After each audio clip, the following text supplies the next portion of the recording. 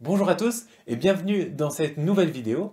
Aujourd'hui, on va pas parler d'un épisode de koh particulier comme on fait d'habitude, mais on va parler d'un thème, et plus précisément le thème du jeu en off. Parce que il y a une sorte de routine qui s'installe en fait, finalement, toutes les semaines, il y a un épisode, on fait le débriefing de l'épisode en essayant de voir la relation avec ce qui s'est passé avant et en quoi ça pourrait influencer ce qui va se passer après. Mais à force de faire les débriefings, à force de lire les commentaires, à force de voir les gens débattre sur Internet, je me suis quand même posé une question.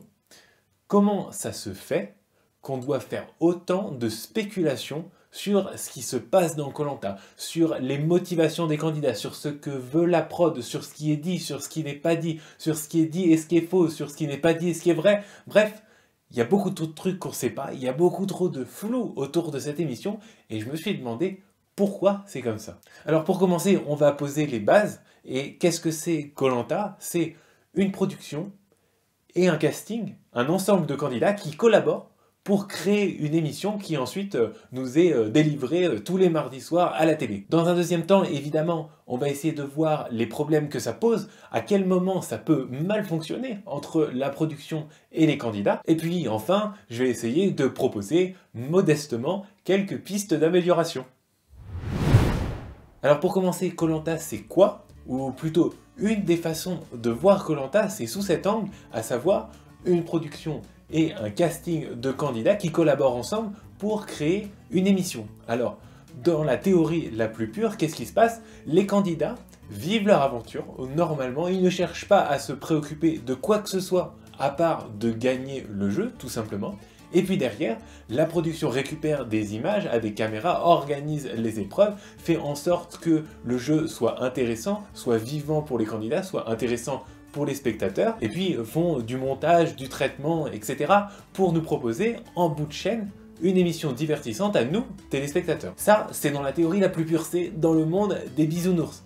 Mais maintenant, le problème dans la réalité, c'est que la production et les candidats n'ont absolument pas les mêmes intérêts dans l'émission. Et oui, finalement, si vous vous placez du côté du candidat, le candidat, il veut en gros, pour simplifier, deux choses.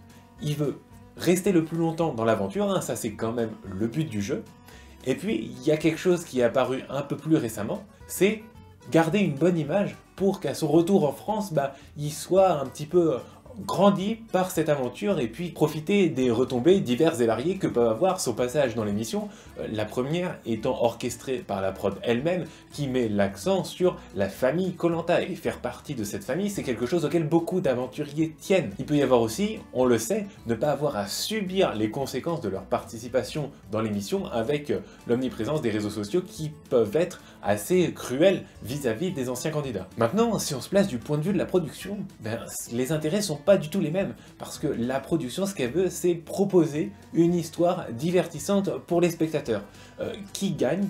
La production n'en a absolument rien à faire. L'essentiel, c'est que l'histoire ait été intéressante à la fin, quoi. Pareil pour l'image des candidats. Alors, dans une certaine mesure, parce qu'effectivement, si un candidat a vraiment une trop mauvaise image, c'est aussi mauvais pour l'image de l'émission en général, donc la production va pas accepter ça.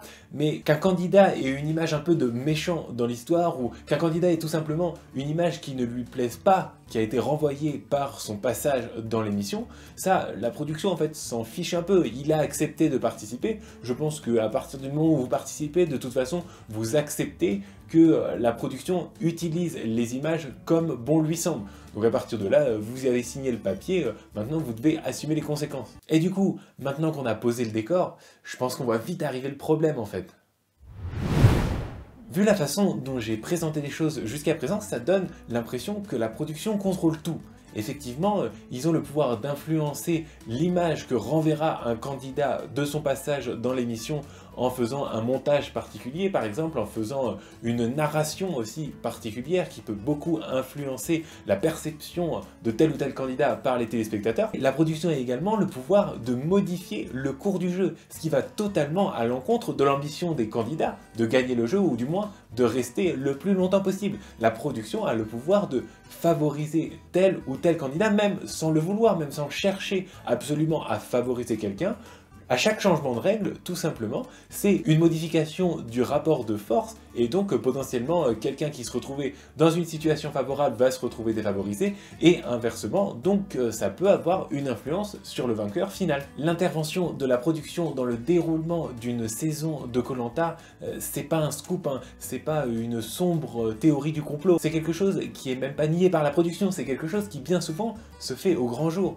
Je veux dire, quand il y a une recomposition des équipes, bon bah recomposition des équipes dit intervention majeure de la production dans le déroulement du jeu et modification du destin de tous les candidats. Voilà, ça c'est quelque chose qui se fait, ça ne choque personne. Sauf que le problème dans tout ça, c'est que les candidats ont beau être maîtres de rien dans l'histoire, bah c'est quand même eux qui produisent le jeu. C'est quand même eux qui savent mieux que personne ce qui se passe. C'est quand même eux qui ont la matière première avec laquelle est faite l'émission, et c'est eux qui peuvent choisir de communiquer comme ils veulent à la prod sur ce qu'ils font, sur ce qu'ils ne font pas, sur leur motivation, sur leurs intentions. Bref, ils ont un pouvoir énorme sur la qualité de l'émission. Et ça, la production ne pourra jamais rien y faire. Ils pourront jamais mettre des caméras partout, fliquer les candidats H24 pour savoir exactement leurs faits et gestes à n'importe quel moment de l'aventure.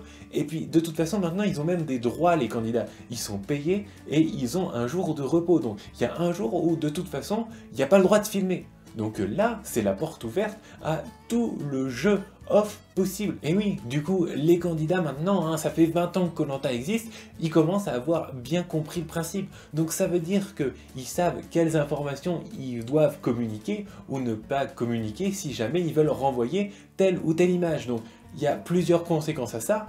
D'une part, c'est des candidats qui font assez peu de stratégie, qui jouent assez peu, qui prennent peu de risques, parce qu'ils savent que de toute façon, la production peut modifier le cours du jeu à n'importe quel moment, donc ils n'ont pas forcément intérêt à prévoir à l'avance, ils n'ont pas forcément intérêt à faire des stratégies sur le long terme. Encore pire, ou encore plus rageant pour nous spectateurs, quand ils veulent créer du jeu, ils sont du coup incités à le faire en off, à le faire sans que la production soit au courant. Comme ça, c'est eux qui peuvent choisir ce qu'ils communiquent, c'est eux qui peuvent choisir ce qu'ils renvoient comme image. Et du coup, la conséquence de tout ça, c'est que quand ils s'expriment vraiment de manière ouverte face aux caméras, et ben parfois, ils nous disent n'importe quoi, ils nous disent un truc complètement à côté de la plaque qui correspond à une image bien lisse qu'ils veulent donner, mais qui a vraiment assez peu de rapport avec leur motivation réelle. Et ce qui m'y a fait penser, évidemment, c'est Laurent et le collier d'Alix.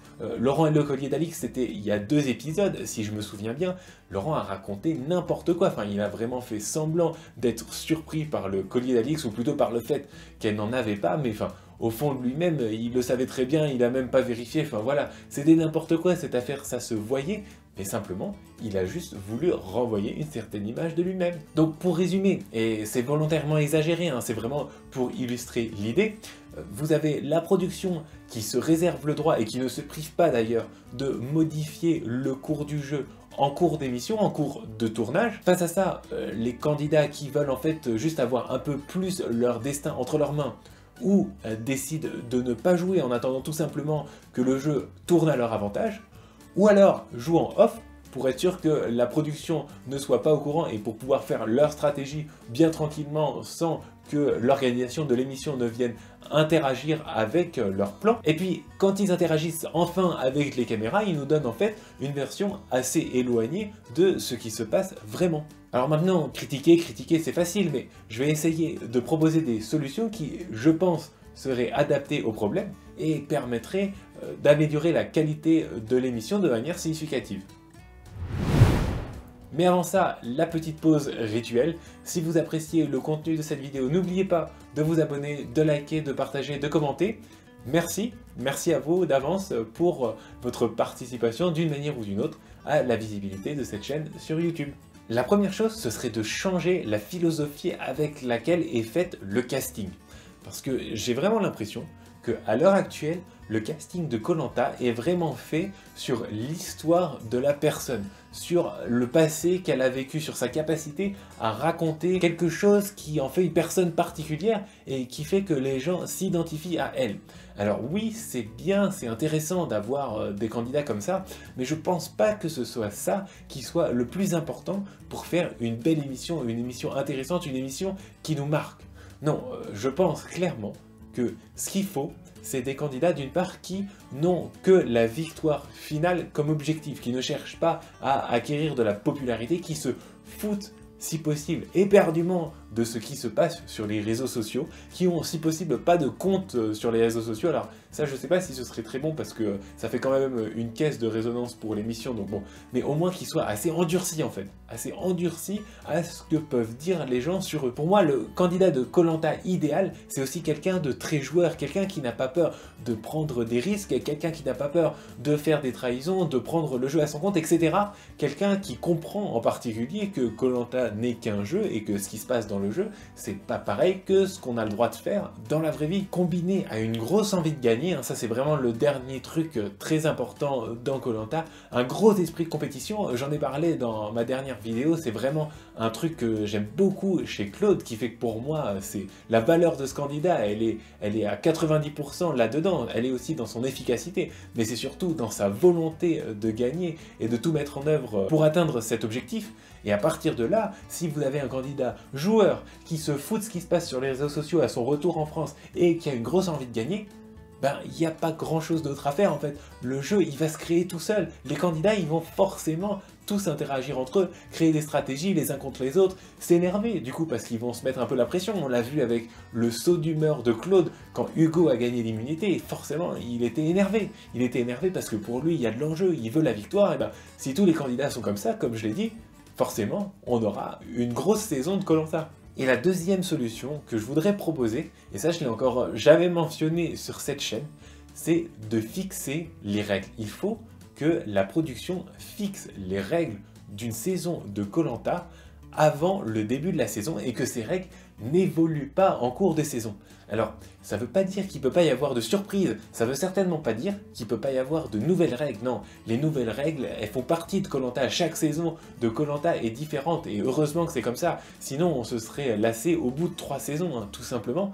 Mais par contre, ce qu'il faut, c'est que ces nouvelles règles soient toutes consignées avant le début de l'émission. Il faut qu'on sache dès le début quand est-ce qu'il y aura la réunification, il faut qu'on sache dès le début quelle épreuve il y aura quel jour, il faut qu'on sache dès le début s'il va y avoir un changement d'équipe, il faut qu'on sache dès le début combien il va y avoir d'équipes, enfin bref, il faut tout savoir dès le début. Alors, quand je dis il faut qu'on sache, c'est pas nous en tant que spectateurs, hein. Nous évidemment, il faut qu'on ait la surprise à la diffusion, mais par contre, il faut être sûr que ce soit fixé dès le début. Et je pensais au fait que Denis répète à chaque fois que l'urne du jury final est scellée sous contrôle d'un huissier de justice. Donc ça veut dire qu'il y a vraiment une entité indépendante qui vérifie qu'il n'y a pas eu de trucage de la production sur ce vote. Parce que bon là, il y a quand même 100 000 € à la clé, donc ils font les choses bien pour faire en sorte que ce soit vraiment les bons bulletins remplis par les candidats eux-mêmes qui servent à élire le gagnant final de Koh-Lanta. Et ben je pense qu'ils devraient faire la même chose avec les règles du jeu. Demander à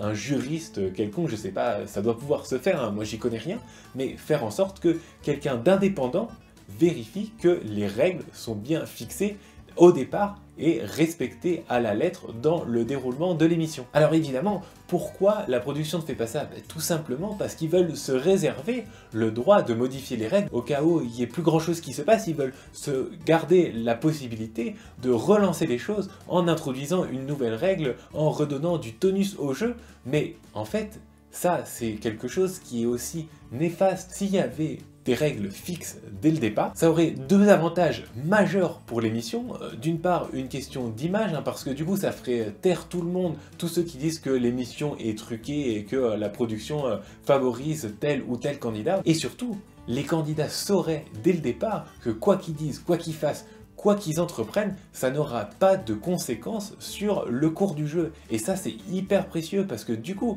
les candidats, ils seraient complètement débridés en facecam. Ils pourraient expliquer tout ce qu'ils vont faire sans aucun complexe parce que de toute façon, il n'y a aucun risque pour eux que le jeu en soit modifié. Ça bénéficierait à tout le monde, mais je dois quand même le dire, il y a une limite. La limite, c'est bien sûr le montage. Le montage, c'est toujours un problème, c'est une histoire de parti pris en fait. Et c'est le compromis entre montrer ce qui se passe vraiment, raconter une histoire intéressante, filmer un peu les mouettes, les goélands, les crabes pour faire rêver les gens. Quand vous essayez de résumer 3 jours en 2 heures d'émission, forcément, il y a des trucs que vous loupez. C'est inévitable et ça, ce sera toujours le cas. Il faut faire avec et profiter de ce qu'on a. Un autre problème qui de toute façon pourra pas être résolu, c'est celui de l'image que renvoie l'émission. Et oui, parce que koh Lanta est une émission à vocation familiale, ils le disent eux-mêmes. En tant qu'émission à vocation familiale, vous pouvez pas tout montrer, forcément il y a des choses que vous devez passer sous silence pour donner tout simplement une image d'émission à vocation familiale.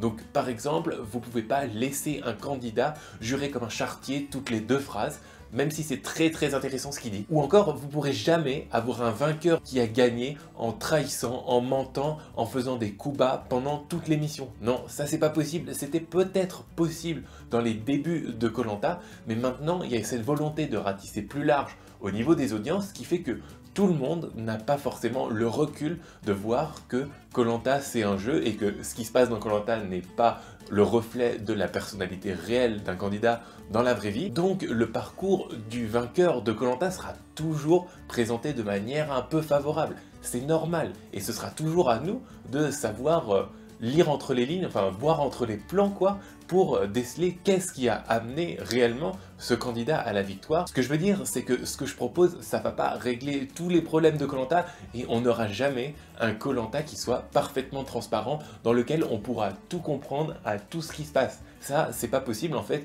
Tout simplement, il y a des limites inhérentes à la structure de l'émission. Il n'y a pas assez de temps dans une soirée, hein. Tout simplement, il y a des choix à faire. Et puis, je pense que c'est très bien comme ça. On va pas faire 2 émissions par semaine ou des émissions de 3 heures pour pouvoir montrer en détail tout ce qui se passe sur le camp. Non, ça, c'est pas possible. Ceci dit, je n'en démords pas.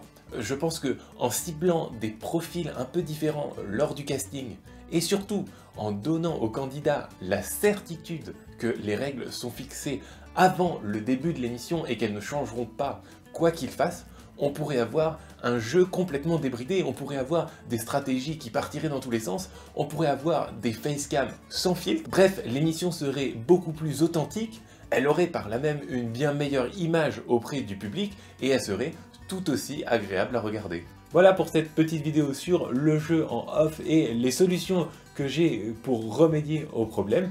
J'espère qu'elle vous aura plu et puis dans tous les cas je vous dis à très bientôt pour la prochaine.